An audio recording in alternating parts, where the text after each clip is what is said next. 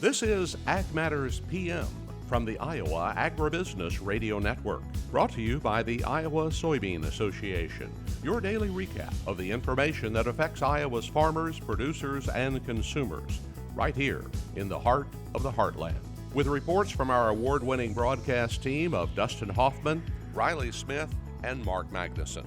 Now, from the IARN studios in Des Moines, here's Dustin Hoffman. Well, hello, everyone, and welcome to Ag Matters PM from the Iowa Agribusiness Radio Network. I'm Dustin Hoffman. Today is Thursday, November the 9th, 2023. So glad you could come with us here today. Coming up a little later in the program, we'll talk about the long harvest season we've had and also conservation efforts with Iowa Ag Secretary Mike Naig.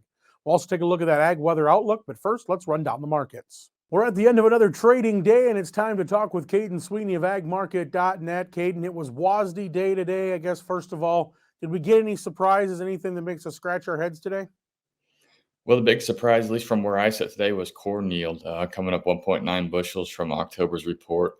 In all honesty, the number itself doesn't surprise me. It's just the timing of it. I kind of thought, USDA would hold off until January before making a change this big. Trade estimates were looking more for 2 or 3 tenths of a bushel. But as we're sitting out today, corn yield for this year's crop, 174.9. I think that was the biggest surprise from my seat. So then, obviously, I'm sure the markets reacted accordingly. In all honesty, I thought we would be down a lot worse if you'd, told me this morning we were going to add, almost 2 bushels to corn yield. I'd say we were down 20, 25 cents. These corn only going to close down between 7 and 8. So really, I guess all things considered, that's okay. Beans took a little bit more on the chin. Raised bean yield as well, 3 tenths of a bushel. Market was looking for no change to maybe 1 tenth. They're going to close down in the 20-cent range. So I wouldn't call it a good day by any means, but I also think it could have been a lot worse. But it seems like, beans had a good last couple of days. It's almost like they're giving back what they gained on one report. Yeah, it's crazy. I don't know. I guess you can call it buy the rumor, sell the fact. We had just an enormous bean sale today to China, something like almost 3. I got it written down here, but I can't find it. But anyways, 1.7, I think, million metric tons to China this morning, and the market was open down 10 cents. So, in my opinion, I think maybe the market kind of knew about that, earlier in the week. But I don't know. It's just one of those deals where the market should have responded well to that. Didn't. I think that tells you what you need to know about right now. Like you said, we had been stronger in the week, gave it all back today. So obviously, as we look at harvest progress, it's getting ready to wrap up in some spots. Some places still having to deal with some wet issues. Some places dealing with temperature issues. I mean, we're looking at a slow application of anhydrous. I mean, how much does that weigh on the market yet at this point? Yeah, the big market driver has been talked about quite a bit this week. That the bean market especially has had its eye on is Brazil weather, continued dryness out there. It's just a really hard market to forecast right now because obviously with the weather market, nobody knows what it's going to do. Brazil came out with estimates for their own crop today. Their bean production estimate for this year, 162.4 million metric tons. That's better than last year if it comes to fruition. That export program is going to be strong, but I think China buying so many beans here this week tells you all you need to know, at least that they're concerned about Brazil's production. Now, certainly they can cancel those purchases later, but I think from market-wise, that Brazil weather, once we kind of got through this report, I think that's going to continue to be at the forefront of the market. Moving over to the livestock side of things, I know cattle's had a rough couple of days, weeks, or if you want to put it that way. With grain coming down a little bit, were they able to find a little bit of support there, or was it still a downward momentum? Still downward momentum. I think you can make the argument today's probably the worst day yet as far as the grand picture. We obviously had that poor cattle on feed report a couple of weeks ago, kind of rebounded. I was hoping we were going to continue, get back up to where we were. But then a reversal happened. And even after yesterday's rebound today, just really, really poor. Live cattle down $5 and feeders down almost $8 today. So feeder's going to have a massive reversal there on the chart where we opened higher than yesterday, traded higher, and they're going to close lower. That's going to look terrible. On the live cattle chart, took out the 200-day moving average today as well. That's a bad look. So I think you could almost make the case that this is the worst look for the cattle market yet. And what about on the hog side of things? I know that's been an up and down year, mostly down. What did we see today? Yeah, compared to everything else, hog market was the tame one today. Had been trading higher, going to close pretty well even.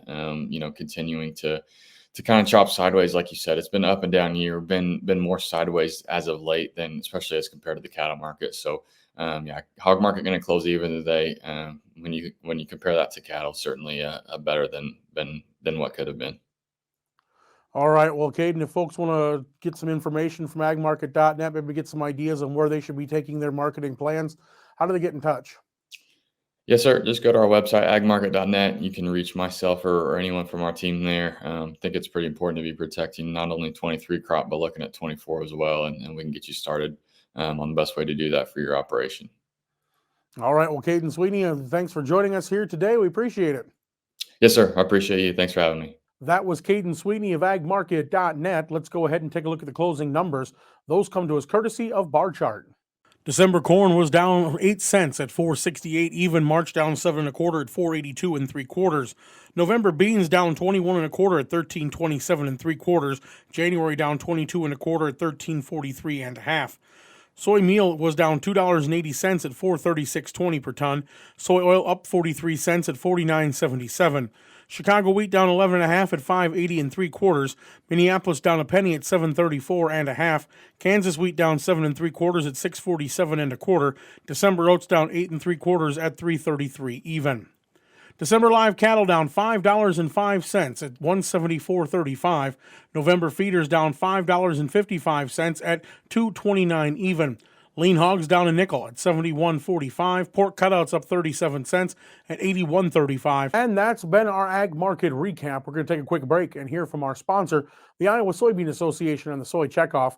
When we come back, Iowa Ag Secretary Mike Naig joins us. This is Ag Matters PM. Iowa Soybean Association is driven to deliver for Iowa's 40,000 soybean farmers. We're proud to provide objective agronomic research, a helping hand with soil and water stewardship, and timely industry news powered by the Soybean Checkoff. Learn more at iasoybeans.com. Welcome back to AMPM from the Iowa Agribusiness Radio Network. I'm Dustin Huffman. Well, we have had quite the harvest season, a very long fall and warm temperatures that have persisted here into the first third of November. Well, we also are looking at some of the challenges we're going to have with maybe putting on some anhydrous ammonia as the ground is not yet quite cold enough. We also have conservation efforts to be thinking about, and those are the topics we're going to be speaking with Iowa Ag Secretary Mike Naig about today. You know, for the most part, though, we did have a nice long fall, at least here the last couple of weeks. But yeah, snow is falling. I mean, is how much we just got the crop progress numbers. I mean, looking out in your neck of the woods and hearing what you're hearing around the state, is it going to be a huge problem, or do we think it can melt off and we can get across the finish line okay?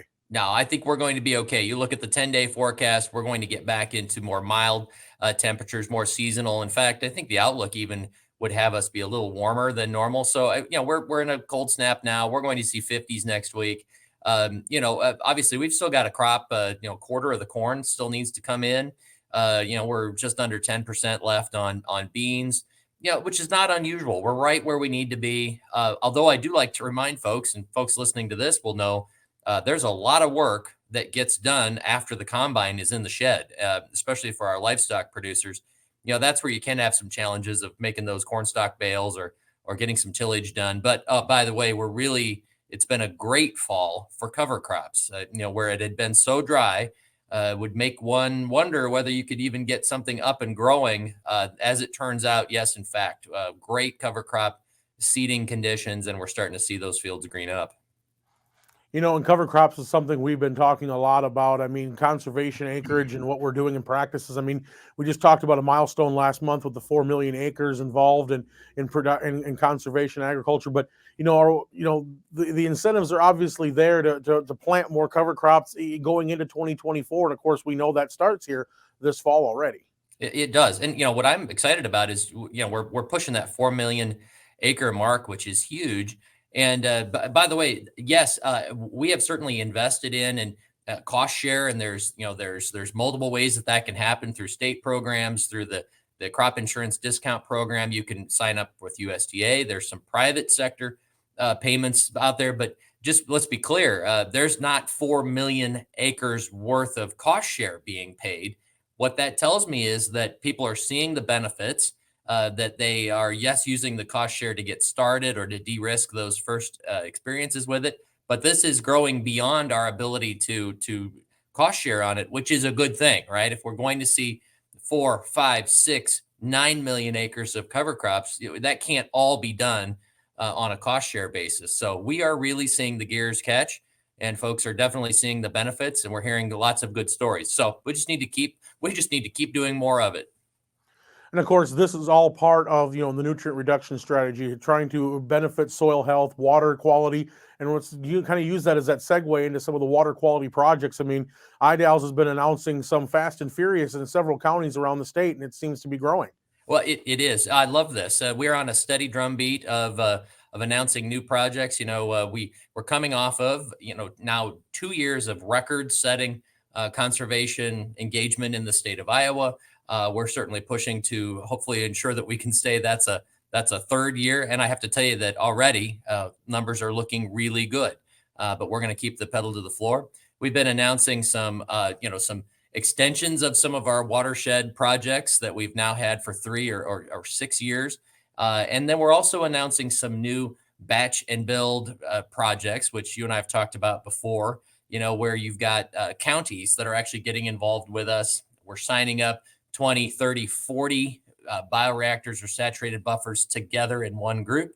The county actually finds the contractor, does the work, and it's about as streamlined and straightforward as it can possibly be for a landowner or farmer to sign up. They just say, I'm interested. Come look at my field, come look at my tile outlets, and get me into the program.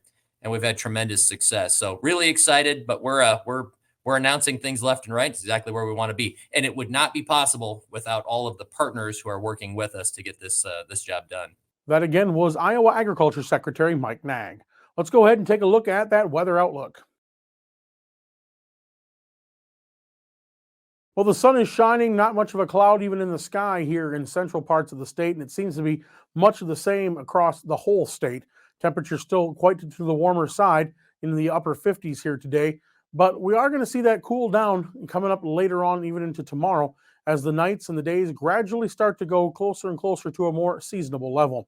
Let's see what the National Weather Service has in store for us for the next 24 hours. Well, we're definitely going to see plenty of sunshine here looking at the forecast. Obviously, today was a lot of sun around the state, and we saw temperatures anywhere from the low 50s to around 60. Now, tonight, decreasing clouds and breezy. There'll be cooler temperatures yet again as we dip down into the upper 20s to right around freezing, maybe just a little bit above it. And then tomorrow, sunny, but it's going to be just a little bit cooler as temperatures will be in the mid-40s to the low 50s. Taking a look at the affiliate weather map now for you tomorrow in Cherokee, it'll be sunny and 45. Shenandoah will be sunny and 52. Des Moines sunny and 49. Waterloo sunny 46. Albia sunny and 50 degrees. And Clinton will be sunny with a high around 48 degrees. For more detailed forecast in your area, tune to your local Iowa Agribusiness Radio Network affiliate. And that's been the Ag Weather Outlook. With that, we're at the end of today's show. You can find all our content online at iowaagnet.com. You can follow us on Facebook, X, LinkedIn, and on our YouTube channel. While you're there, subscribe and hit the bell icon so you can be notified each time we put out a new video project. You can also check out our free market podcast coming down from Google, Amazon, Apple, Spotify, and Podbean. From the IARN studios in Des Moines, I'm Dustin Huffman. For Mark Magnuson, Riley Smith, and Andy Peterson, we thank you for watching. This has been Ag Matters PM.